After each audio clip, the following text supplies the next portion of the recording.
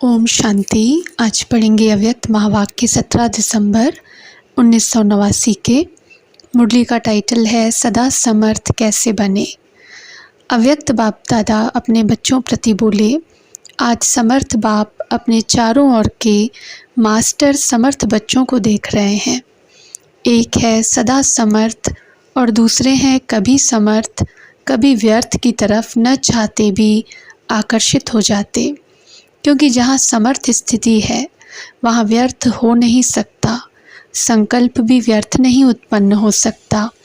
बाप दादा देख रहे थे कि कई बच्चों की अब तक भी बाप के आगे फरियाद है कि कभी कभी व्यर्थ संकल्प याद को फरियाद में बदल देते हैं।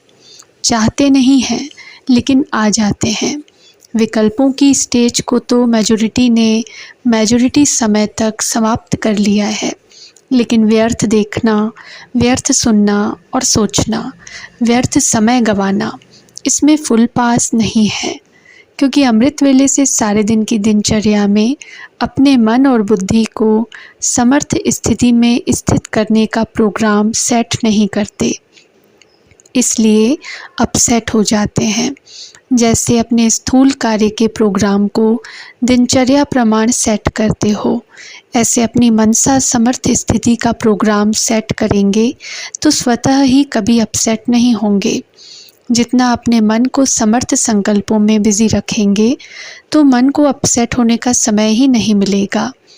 आजकल की दुनिया में बड़ी पोजीशन वाले, जिन्हों को आईपी या वीआईपी कहते हैं, वह सदा अपने कार्य की दिनचर्या को समय प्रमाण सेट करते हैं। तो आप कौन हो? वह भले वीआईपी हैं, लेकिन सारे विश्व में ईश्वरीय संतान के नाते, ब्राह्मण जीवन के नाते आप कितनी भी वी आगे लगा दो तो भी कम है, क्योंकि आपके आधार पर विश्व परिवर्तन होता है। आप विश्व के नव निर्माण के आधार मूर्त हो, बेहद के ड्रामा अंदर हीरो एक्टर हो और हीरे तुल्य जीवन वाले हो तो कितने बड़े हुए। यह शुद्ध नशा समर्थ बनाता है और देह अभिमान का नशा नीचे ले आता है। आपका आत्मिक रूहानी नशा है, इसलिए नीचे नहीं ले आता, सदा ऊंची उड़ती कला की ओर ले जाता है। तो व्यर्थ तरफ आकर्षित होने का कारण है अपने मन बुद्धि की दिनचर्या सेट नहीं करते हो। मन को बिजी रखने की कला संपूर्ण रीति से सदा यूज़ नहीं करते हो। दूसरी बात, बाप दादा ने अमृत वेले से लेकर रात के सोने तक मनसा, वाचा, कर्मणा और संबंध संपर्क में कैसे चलना है व रहना है, सबके लिए श्रीमत अर्थात आज्ञा दी हुई है। मनसा में स्मृति में क्या रखना है, यह हर कर्म में अपनी मनसा स्थिति का डायरेक्शन आज्ञा मिली हुई है। और आप सब आज्ञाकारी बच्चे हो ना, व बन रहे हो। आज्ञाकारी अर्थात बाप के संबंध से बाप के फुट स्टेप लेने वाले, अर्थात कदम के ऊपर कदम रखने वाले। और दूसरा नाता है सजनियों का। तो सजनी भी क्या करती है, उनको क्या शिक्षा मिलती है? साजन के कदम ऊपर कदम चलो। तो आज्ञाकारी अर्थात बाप दादा के आज्ञा रूपी कदम पर कदम रखना, यह सहज है व मुश्किल है। कहाँ कदम रखे, ठीक है व नहीं, यह सोचने की भी ज़रूरत नहीं है। सहज, लेकिन सारे दिन में चलते चलते कोई न कोई आज्ञाओं का उल्लंघन हो जाता है। बातें छोटी छोटी होती हैं, लेकिन अवज्ञा होने से थोड़ा थोड़ा बोझ इकट्ठा हो जाता है। आज्ञाकारी को सर्व संबंधों से परमात्मा दुआएं मिलती हैं, यह नियम है। साधारण रीति भी कोई किसी मनुष्य आत्मा के डायरेक्शन प्रमाण हाँ जी कह कर के कार्य करते हैं, तो जिसका कार्य करते उसके द्वारा उसके मन से उनको दुआएं ज़रूर मिलती हैं। यह तो परमात्मा दुआएं हैं। परमात्मा दुआओं के कारण आज्ञाकारी आत्मा सदा डबल लाइट उड़ती कला वाली होती है। साथ साथ आज्ञाकारी आत्मा को आज्ञा पालन करने के रिटर्न में बाप द्वारा विल पावर विशेष वरदान के रूप में वर्षे के रूप में मिलती है।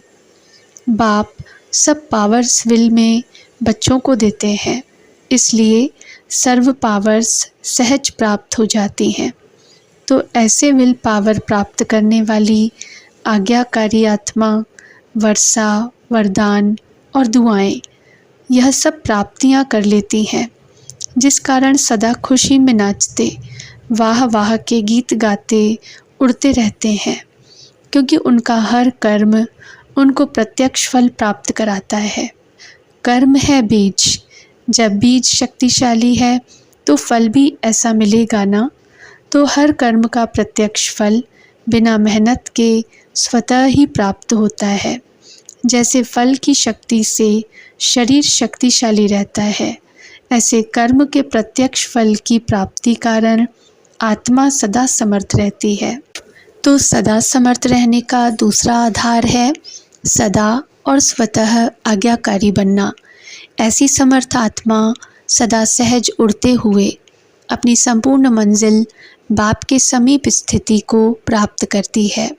तो व्यर्थ तरफ आकर्षित होने का कारण है अवज्ञा।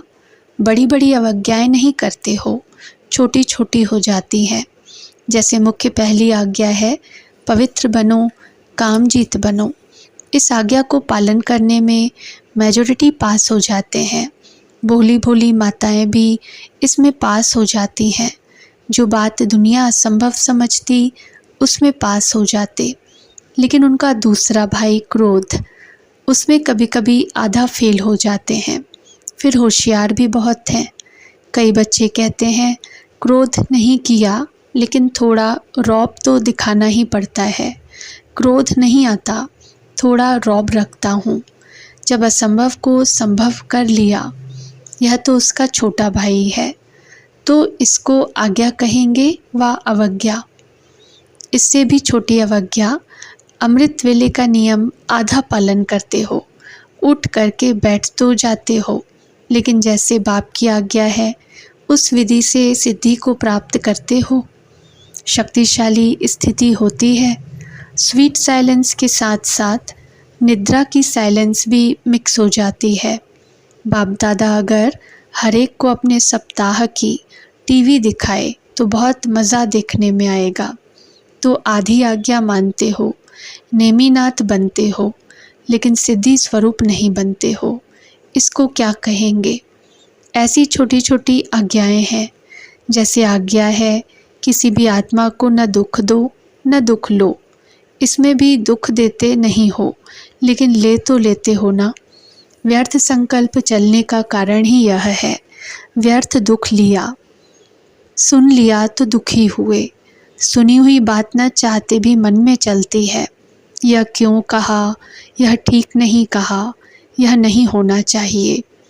व्यर्थ सुनने देखने की आदत मन को 63 जन्मों से है, इसलिए अभी भी उस तरफ आकर्षित हो जाते हो। छोटी छोटी अवज्ञाएं मन को भारी बना देती हैं और भारी होने के कारण ऊंची स्थिति की तरफ उड़ नहीं सकते। यह बहुत गुह्य गति है। जैसे पिछले जन्मों के पाप कर्म बोझ के कारण आत्मा को उड़ने नहीं देते, ऐसे इस जन्म की छोटी छोटी अवज्ञाओं का बोझ जैसी स्थिति चाहते हो वह अनुभव करने नहीं देती। ब्राह्मणों की चाल बहुत अच्छी है। बाप दादा पूछते हैं कैसे हो, तो सभी कहेंगे बहुत अच्छे हैं, ठीक है। फिर जब पूछते हैं कि जैसी स्थिति होनी चाहिए वैसी है, तो चुप हो जाते हैं। इस कारण यह अवज्ञाओं का बोझ सदा समर्थ बनने नहीं देता। तो आज यही स्लोगन याद रखना, न व्यर्थ सोचो, न व्यर्थ देखो, न व्यर्थ सुनो, न व्यर्थ बोलो, न व्यर्थ कर्म में समय गवाओ।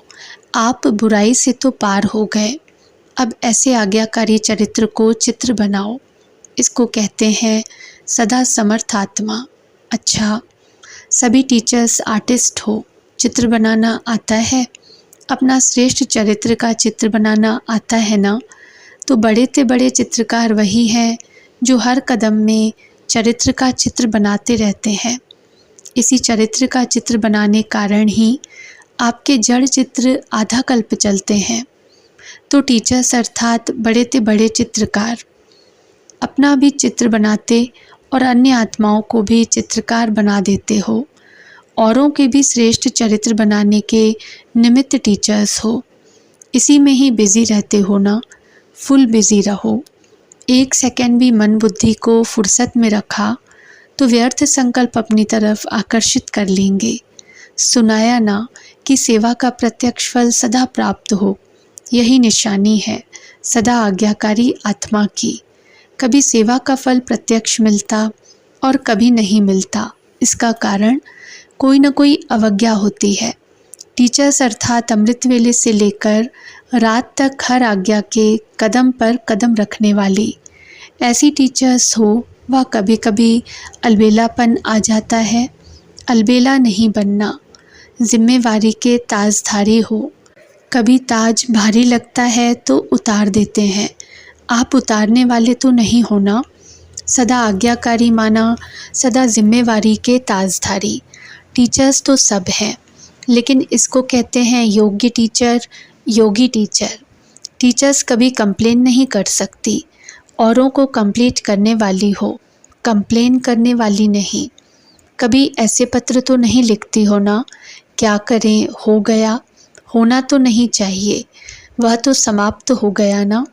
सुनाया था पत्र लिखो ज़रूर, मधुबन में पत्र ज़रूर भेजो, परंतु मैं सदा ओके हूँ।